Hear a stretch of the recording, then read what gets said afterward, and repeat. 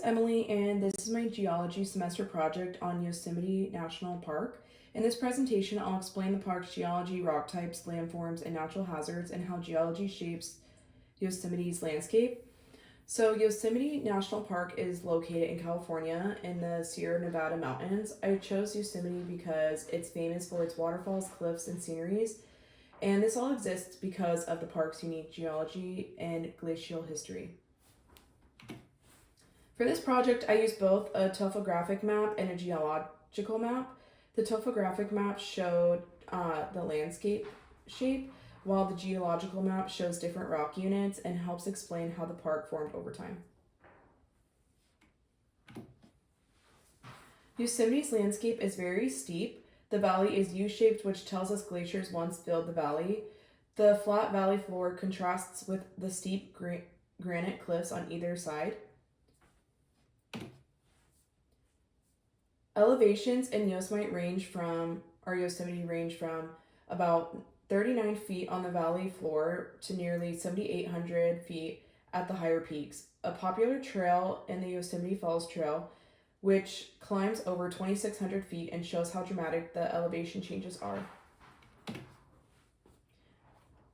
The most common rock is granite. Other indigenous rocks include diorite, gabbro, and basalt. Most of these rocks form deep underground as magma cooled slowly, which is why they have large visible crystals. The oldest rocks in Yosemite formed during the Cretaceous period, between 145 and 66 million years ago. The youngest materials are sediments which were deposited by rivers and glaciers more recently.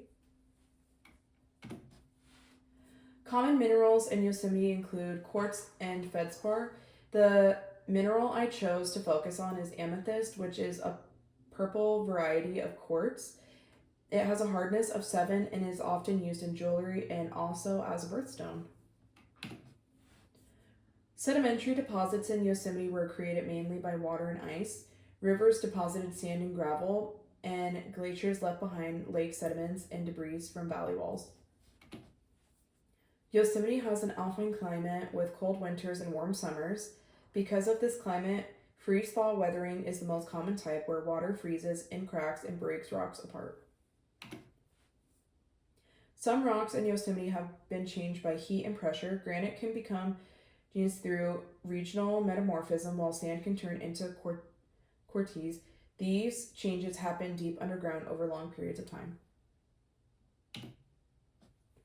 Common minerals in Yosemite include quartz. Yosemite contains normal faults and many joint sets, but no major folds. These structures help control where cliffs form and where rock falls are more likely to happen. The main river in Yosemite is the Merced River, which flows through the valley. Groundwater moves through cracks in the granite and feeds springs, meadows, and streams, especially during dry seasons. Yosemite has a low earthquake risk, but rockfalls and landslides are common near steep cliffs. A major example is the 1996 Happy Rockfall, which caused damage in the valley. Yosemite has active glaciers, including Leal Glacier. Glaciers shaped many landforms in the park, such as U-shaped valleys, moraines, and cirques.